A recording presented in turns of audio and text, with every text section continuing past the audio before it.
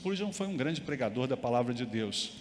E é interessante uma colocação que ele fala sobre o que nós conseguimos construir em torno do Apocalipse.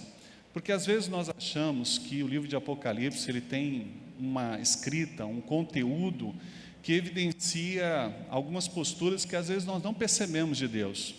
E ele diz exatamente assim: é impossível que qualquer mal aconteça a homem, a mulher, que são amados pelo Senhor. O mal nunca é mal, mas o bem manifesto de uma forma misteriosa. As perdas, elas geram enriquecimento. A enfermidade gera um remédio inevitável. A repreensão se torna uma honra. E a morte, ela se torna uma das maiores vitórias. O que nós percebemos nessa breve expressão de Spurgeon? Que o bem de Deus, ele é presente em todas as suas ações. Mesmo chamado Spurgeon aqui, o bem misterioso. Mas de Deus nunca procede o mal. De Deus nunca procederá o mal. E o livro de Apocalipse, ele é recheado de alegorias, metáforas, mas retratam o valor do bem, daquilo que envolve o propósito salvífico de Deus a toda criatura, a todo o seu filho. E Apocalipse capítulo 8, a partir do verso 1 diz: quando ele abriu o 7º selo, houve silêncio no céu, cerca de meia hora. Então viu os 7 anjos que estavam em pé diante de Deus, e a eles foram dadas 7 trombetas. Veio outro anjo e colocou-se junto ao altar, segurando um incensário de ouro, e foi dado muito incenso para que ele oferecesse sobre o altar de ouro que está diante do trono, juntamente com as orações de todos os santos. Da mão do anjo subiu diante de Deus a fumaça do incenso, junto com as orações dos santos. Em seguida, o anjo pegou o incensário, encheu-o com o fogo do altar e o lançou sobre a terra, e houve trovões, vozes, relâmpagos e terremoto. Então os 7 anjos que estavam com as 7 trombetas prepararam-se para tocar. O primeiro anjo tocou sua trombeta, e foram lançados na terra granizo e fogo misturado com sangue, e 1/3 da terra, 1/3 das florestas e toda a relva verde foram queimados. O segundo anjo tocou sua trombeta, e foi lançado no mar algo como um grande monte em chamas, e 1/3 do mar transformou-se em sangue. 1/3 das criaturas do mar morreram. Também foi destruído 1/3 dos navios. O terceiro anjo tocou sua trombeta, e uma grande estrela, queimando como se fosse uma tocha, caiu do céu sobre 1/3 dos rios e sobre as fontes das águas. O nome da estrela era Absinto. 1/3 das águas tornou-se em absinto, e muitos homens morreram por causa das águas, pois haviam se tornado amargas. O quarto anjo tocou sua trombeta, e foram feridos 1/3 do sol, 1/3 da lua e 1/3 das estrelas, para que 1/3 deles se escurecesse, e 1/3 do dia não brilhasse, assim como também 1/3 da noite. Então olhei, e eu vi uma águia voando pelo meio do céu, e dizendo em alta voz: ai, ai, ai dos que habitam na terra, por causa dos toques das trombetas dos 3 anjos que ainda vão tocar. É maravilhoso pensar nesse texto a partir do verso 1. É profundo ver que há uma ação didática no olhar de João sobre o que haveria de acontecer nos últimos dias. E quando nós chegamos no versículo 1 e vemos quando o 7º selo é aberto, e de repente, como se pudéssemos mensurar, e aqui João tenta mensurar mais ou menos quanto tempo ficou de silêncio, e ele estabelece mais ou menos meia hora de silêncio. Meia hora de uma esperança, meia hora de uma certa apreensão. E aí eu fico imaginando alguns momentos importantes da nossa vida, em que eles são tão fortes, que nós não conseguimos falar nada. E a pessoa que vive com a gente também esses momentos não consegue expressar. Pode ser um momento como esse, regado do nascimento da Sofia e da Sara. Pode ser um momento do casamento, em que você fica ali sem conseguir falar nada. Pode ser um momento em que você passa por uma grande surpresa, ou de repente por um grande livramento. Momentos especiais que você não consegue colocar em palavras o que você está sentindo, o que você está vivendo. E esse momento inicial aqui do capítulo 8, verso 1, é o momento em que tudo para. Todas as coisas, toda a natureza, todo ser angelical, nesse momento, fica em silêncio. Um silêncio que não gera de forma nenhuma tensão. Um silêncio que não gera de forma nenhuma uma apreensão no medo, no temor.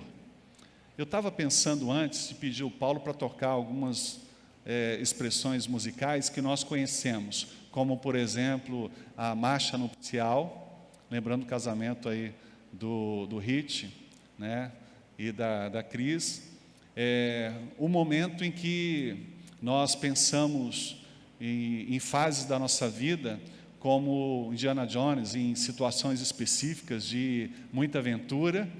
Pensei naquele momento mais limitador, em que as notas são mais fortes e que falam de atos de sepultamento.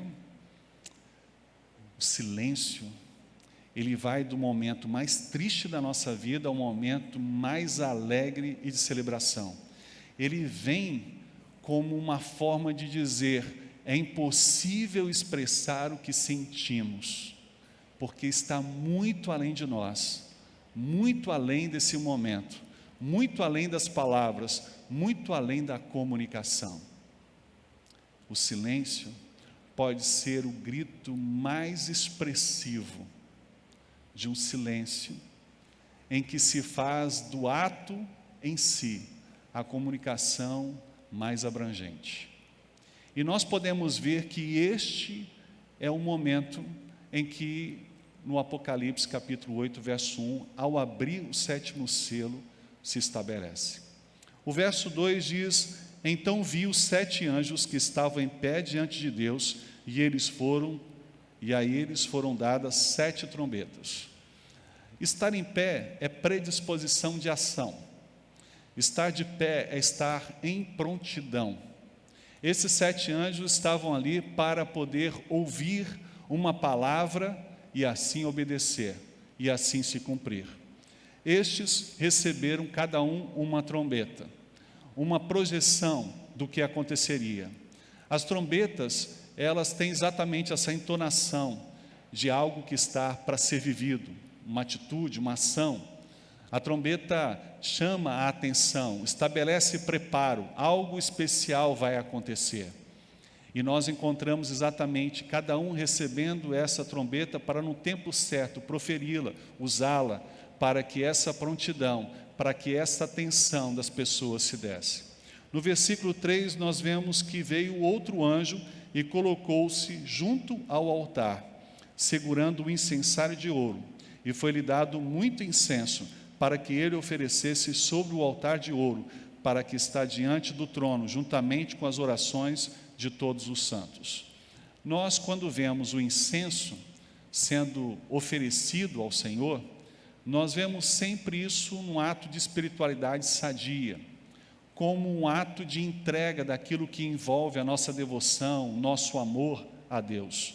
E isso está muito ligado àquilo que nós vivemos em experiência, em que nutrimos o nosso relacionamento com Deus. Isso tem a ver comigo e com você, quando nós nos apresentamos em oração e geramos uma ação de cumplicidade com Deus. Quando os nossos pedidos, a nossa intercessão se faz apresentável diante de Deus. E aqui, este anjo, ele representa de uma forma muito direta e em valor porque o momento que aqui está sendo vivido é diferencial. E nós podemos ver que esse anjo segura o incensário de ouro, porque no dia a dia, no ato de representação daquilo que envolvia o trabalho dos sacerdotes, era sempre feito no incensário de prata. Mas uma única vez no ano, quando o sumo sacerdote entrava no Santo dos Santos, ele entrava com esse incensário de ouro, porque era o mais nobre metal oferecido nesse lugar, de forma específica, representando a ação de todos aqueles que temem ao Senhor. E esse momento em que esse incensário é estabelecido, são as orações daqueles que temem, daqueles que vivem, daqueles que se comprometem a assumir e a alcançar e praticar a verdade do Senhor nas suas vidas. Por isso o versículo 4 diz que da mão do anjo subiu diante de Deus a fumaça do incenso, junto com as orações dos santos. A oração, o clamor, a intercessão chega ao Senhor.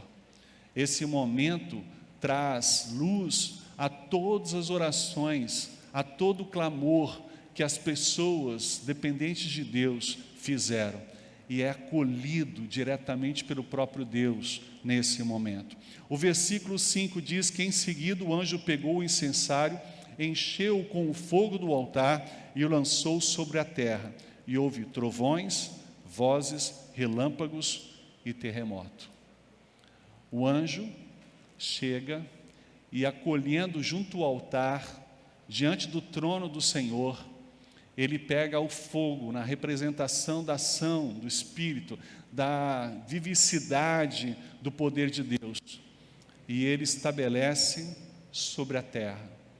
E esse é o momento pré-trombeta.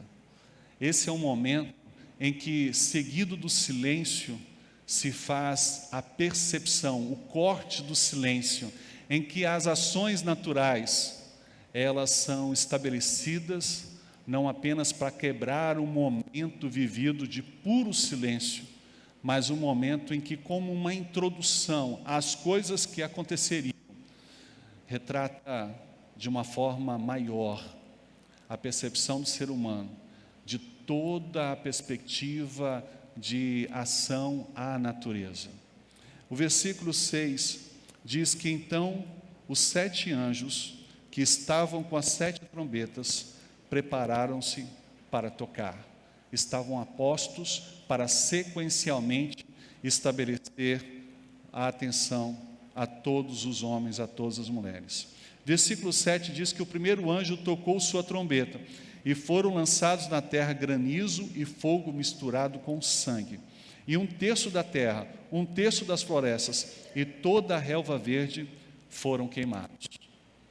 Nós podemos ver fogo sendo estabelecido. E aí nós vemos a versão que fala de que o sangue é um sangue misturado ali. Esse anjo, ele é um anjo de destruição. E esse anjo estabelece, ao tocar essa trombeta, uma perspectiva que envolve a destruição de 1/3 daquilo que envolvia na terra. Quando nós pensamos sobre a relva verde, nós encontramos aqui um processo que envolve a alimentação, a provisão, a manutenção que é prejudicada de vida aqui na terra. E é muito interessante nós vermos neste versículo que alcança-se no olhar desse momento, um momento tão diferente, que talvez possa ser comparado lá na visão de Êxodo, quando Deus usa as pragas para poder tirar o povo do Egito, para o processo de libertação daquela terra de escravidão para a terra de Canaã. Mas nós vemos aqui uma mistura que envolve esse granizo, sobre essa perspectiva de enfrentamento junto à terra, onde nós podemos ver que nós encontramos, junto com o granizo, um fogo que vai consumindo, destruindo, e parece ser tão forte, tão gigantesco, que o olhar aqui, e naquela época João não conseguia encontrar palavras para poder falar sobre as larvas, daquilo que envolve algumas ações de erupção em alguns lugares da terra, em que aquilo se tornasse tão quente e tão veemente na sua cor, no seu calor, e aquilo de forma sendo espargida ou espergida sobre alguns lugares da terra, consumindo, destruindo, desfazendo aquilo que ali é alcançado. E nós podemos ver que dentro desse olhar há uma parte destruidora e destrutiva sobre homens, sobre terra e sobre a vegetação consumada.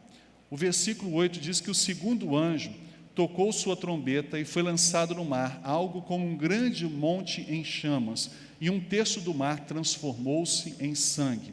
Um terço das criaturas do mar morreu, e também foi destruído um terço dos navios.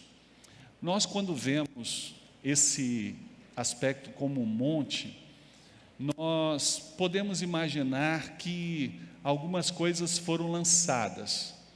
Talvez um meteoro, ou meteorito, ou talvez uma das ações desse mundo que está sobre o nosso planeta venha à colisão daquilo que envolve a Terra. Pensa-se em algum astro que de alguma forma cai ao encontro da Terra. Mas como nós não podemos pensar em literalidade nesse texto e nessa proposta, nós precisamos entender uma concepção muito grande que vem ao encontro dessa terra e gera também destruição. O que boa parte dos teólogos dizem a respeito deste versículo é que no versículo 8 do capítulo 8 está presente uma ação espiritual, em que um dos anjos caídos, ele representa a consumação visível sobre a terra. É como se esse anjo, que juntamente com Lúcifer, tivera no seu passado a destituição do céu, ele pudesse abranger a visualização da chegada na terra. Não que demorasse esse tempo, mas para poder gerar visualmente a destruição. É como se um anjo tivesse caindo e sendo destrutivo sobre todo o mar. E nesse conceito nós pensamos o quê? Nós pensamos que o inimigo das nossas vidas, ele não quer apenas destruir, roubar-nos, mas ele quer também nos matar. E a destruição será parte desse enredo do final, em que Deus permitirá que assim aconteça. No versículo 10, nós encontramos que o terceiro anjo tocou a sua trombeta, e uma grande estrela, queimando como se fosse uma tocha, caiu do céu sobre um terço dos rios e sobre as fontes das águas.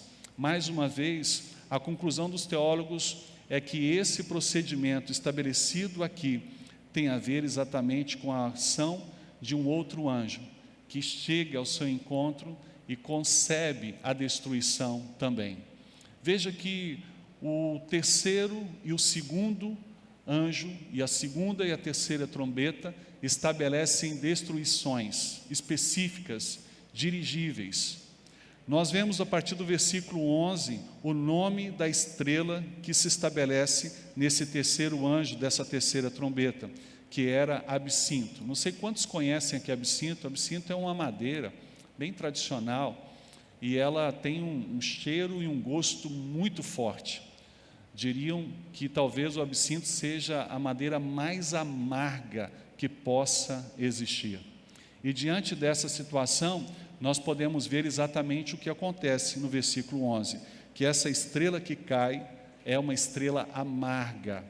E o texto continua dizendo no versículo 11 que um terço das águas torna-se em absinto, se tornam amargas, não saudável, não alcançável pela vivência do homem, não pura, não podendo ser tomada.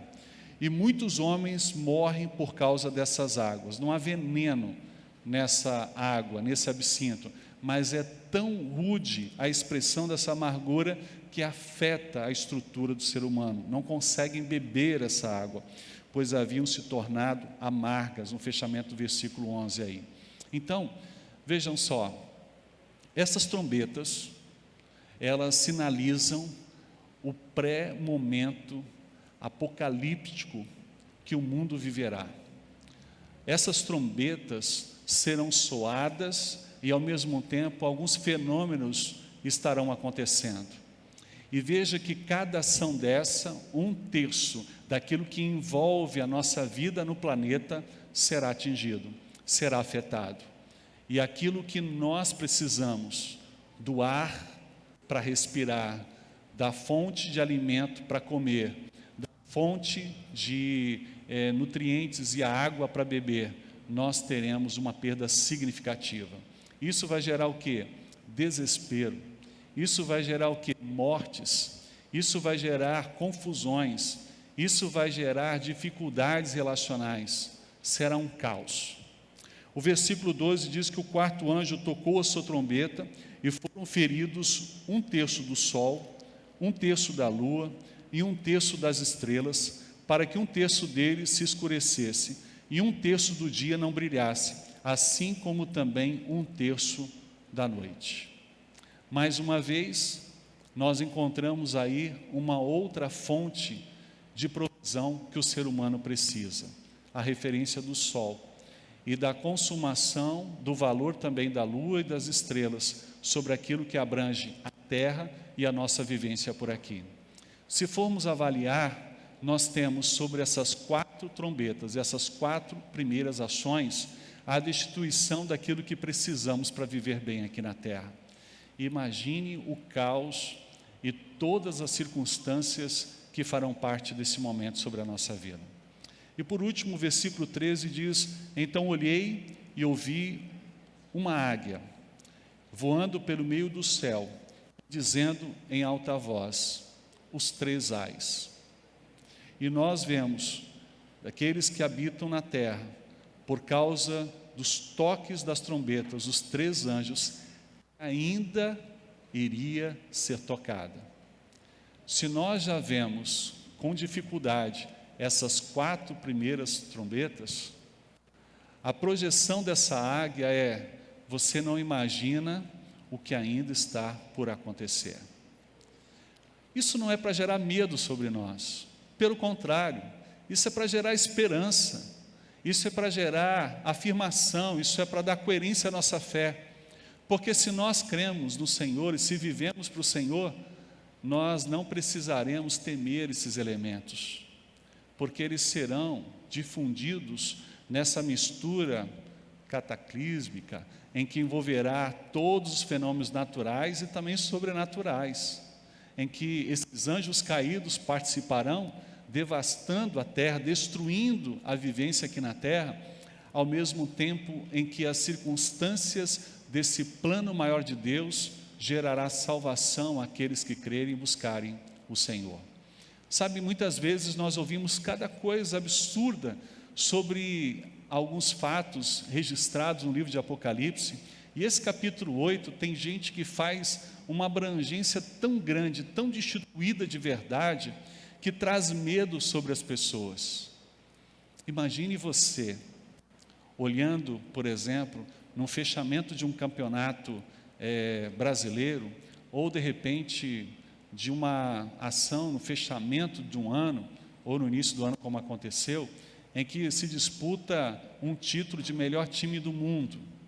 E aí, num país ali do Oriente, assediando esse momento, e aí um time brasileiro, Cruz Maltino, ergue a maior taça de campeão dos campeões, né?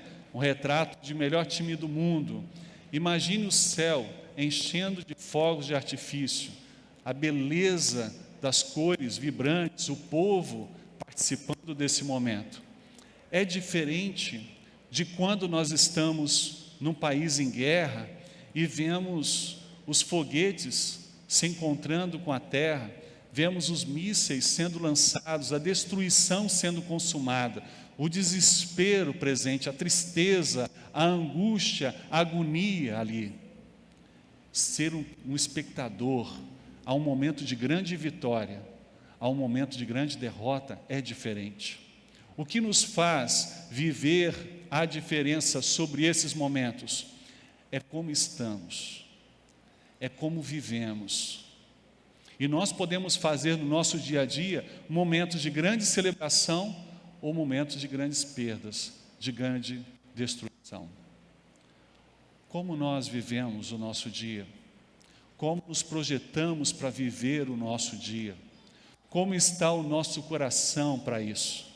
Nós podemos ver o enfoque do mundo se acabar, mas nossos olhos não vão estar sobre as coisas que vão sendo consumadas, destruídas, mas a nossa proximidade daquilo que o Senhor tem para nós. Como diz o fechamento do capítulo 7, na herança maior de poder ser alcançado pelo Senhor, enxugando as nossas lágrimas e dizendo para nós que toda promessa se cumprirá, e nós já usufruindo destas promessas para todo sempre. O olhar que temos nesse capítulo 8 não é um olhar de destruição, mas um olhar de comprovação de que toda a palavra de Deus será cumprida. Esse é um relato de fé, porque nós às vezes constituímos um olhar apenas sobre as coisas positivas da vida e esquecemos de que a justiça de Deus, a equidade de Deus se estabelecerá. Muitas pessoas acreditam no universalismo, na referência de que todos vão ser salvos em algum momento, mas a Bíblia fala que isso não é verdade. Nós acreditamos que aqueles que crerem e tiverem oportunidade de viver essa experiência com Cristo serão salvos, mas aquele que de forma deliberada não crer e não buscar o Senhor não poderá ter a mesma referência de salvação. Nessa noite, a você que aqui está presente, ou a você que nos acompanha pela internet, nós podemos entender algo específico nesse texto para a nossa vida. Nós não precisamos esperar o final dos tempos para poder, diante da angústia a ser vivida, tomar uma decisão por Cristo. Mas também não podemos voltar a algumas décadas atrás, a década de 80, 90, em que havia alguns filmes expostos pelo Brasil afora, em que retratavam momentos difíceis da vida, em que não podiam ser novamente vividos. E as pessoas, pela comoção do que representaria o inferno, levantavam as suas mãos e tomavam, entre aspas, uma decisão por Jesus, baseado no medo de ter que enfrentar a morte e o inferno. Nós hoje não precisamos criar medo, temor, terror para aquilo que será não apenas o inferno, mas aquilo que será a consumação dos últimos dias. Por que não precisamos caminhar à busca da nossa fé, tentando encobrir o nosso medo para isso? Nós podemos hoje, em torno do amor, buscar o Senhor Jesus e fazer desse princípio, da referência do amor, uma oportunidade rica para mim e para você, construirmos os próximos passos, entendendo o que Ele é para cada um de nós e o que Ele deseja, a salvação. Esses últimos dias, essas trombetas, esse processo todo sobre a face da terra, será apenas uma expressão de amém. Deus falou, está se cumprindo.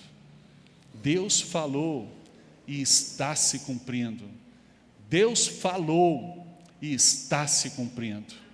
A terra vai viver um caos, mas não porque é isso que Deus quer. O próprio homem constituiu, lá desde Adão, um ato destruidor da sua própria vida. E essas trombetas serão ponto a ponto um ato consumidor de todas estas coisas. E ainda não será o fim. Ai, ai, ai, diz a águia voando no meio, vocês mal podem esperar o que ainda virá. Isso não é para gerar medo e mais apreensão, isso é para dizer, estão vendo? Deus assim disse e assim cumpriu. Ainda vocês viverão mais cumprimento daquilo que envolve a visão de Deus. E o que isso significa nesses 3 ais? Não que está lá apenas em Joel, capítulo 2, versículo 18, não aquilo que está também empregado no livro de Ezequiel, não só o que está lá em Mateus capítulo 24, em especial o versículo 29, mas nós encontramos sobre essa perspectiva o seguinte olhar: ainda não é suficiente para você? Você precisa de mais coisas para poder entender o amor de Deus? Você precisa ver e aprender mais coisas a respeito do poder e da autoridade de Deus? Ai, ai, ai, você não sabe, mas ainda se cumprirá outras coisas mais, evidenciando que Deus ama todos nós, mas Ele é justo para aqueles que buscarem viverem plenamente com Ele, e Deus também é justo para aqueles que não buscarem e viverem com Ele. Esse é um tempo de decisão. Essa é uma noite que nós podemos sobrepor não apenas o texto de Apocalipse capítulo 8, mas podemos sobrepor o terror que se estabelece sobre este livro e sobre este capítulo, crendo e dependendo do Senhor. Eu quero convidar o pastor Tiago, ele vai orar nesse momento. Mas antes dele orar, eu quero fazer um desafio para você que aqui está, e a você que também está online. Eu quero desafiar a você a tomar uma decisão em amor com Deus, por Cristo nessa noite. Uma decisão que você marque o seu processo de vida, não apenas aqui na terra, mas eternamente com o Senhor. Nós sabemos que vai demorar um pouco mais a volta de Cristo, porque, lembra do primeiro selo? Ainda nós não alcançamos o mundo todo, todos os povos, todas as tribos, todas as nações. Por isso a igreja precisa continuar trabalhando e investindo em missões. Mas muito mais do que simplesmente fazer isso, nós também precisamos crer que precisamos estar preparados para esse momento. E nessa noite, sem medo, mas com amor a Deus, por nos amar, por nos escolher, por nos permitir ter chances como essa, nós abraçarmos o Senhor e tomarmos uma decisão por Ele. Então vocês presencialmente, a você online, vocês podem nesse momento assumir um compromisso com Deus. Online você pode pegar o telefone da nossa secretária e manter contato conosco aqui. E a vocês presencialmente, vocês podem se colocar de pé e nós como igreja podemos orar por você, nos alegrar com você por essa decisão em amor, de viver a entrega e a busca do nosso Deus, sem precisar chegar aos últimos momentos, aos últimos fatos que nortearão toda a verdade do nosso Deus. Há alguém entre nós que gostaria de tomar uma decisão ao lado de Jesus, dizendo: Pai, Senhor, nessa noite eu quero confirmar que independentemente do que vai acontecer, eu estou seguro nas mãos do Senhor, eu confio no Senhor e eu quero viver em amor o horizonte daquilo que está para frente, daquilo que o Senhor haverá de cumprir sobre nós. Há alguém aqui nessa noite que gostaria de tomar essa decisão? Levante o seu braço ou se coloque de pé onde você está, para que possamos orar por você. E sabemos o quanto essa decisão é importante na sua vida e na sua história, e o quanto isso vai fazer diferença sobre aquilo que está lá na frente. Alguém, onde estiver, se coloque de pé, dizendo assim: Deus, esse é o momento da minha vida, esse é o momento da minha história, e independentemente do que está por acontecer, é esse o momento que faz diferença sobre mim. Alguém nessa noite? Onde você estiver, só se coloque de pé. Então nós vamos orar nesse momento. O pastor Tiago vai nos representar nessa oração, e nós vamos colocar diante de Deus a nossa vida. E se você sentir no ato da oração a necessidade de se colocar de pé, faça isso. Da mesma forma você, em registro, aonde você estiver, entrando em contato conosco como igreja. Pai, muito obrigado pela palavra do Senhor aos nossos corações nessa noite.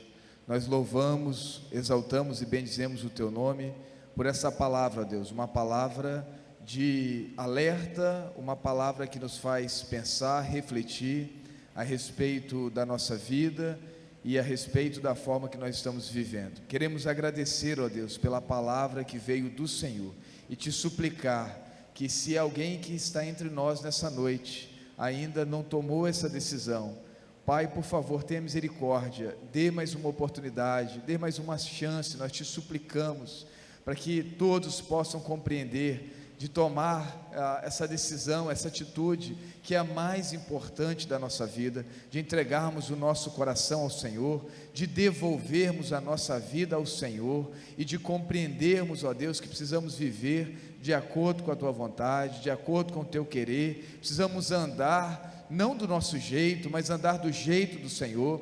Precisamos, ó Deus, colocar em prática não os nossos pensamentos, mas os pensamentos do Senhor. Precisamos transformar no nosso dia a dia, nas nossas atitudes, não a nossa vontade, mas a vontade do Senhor.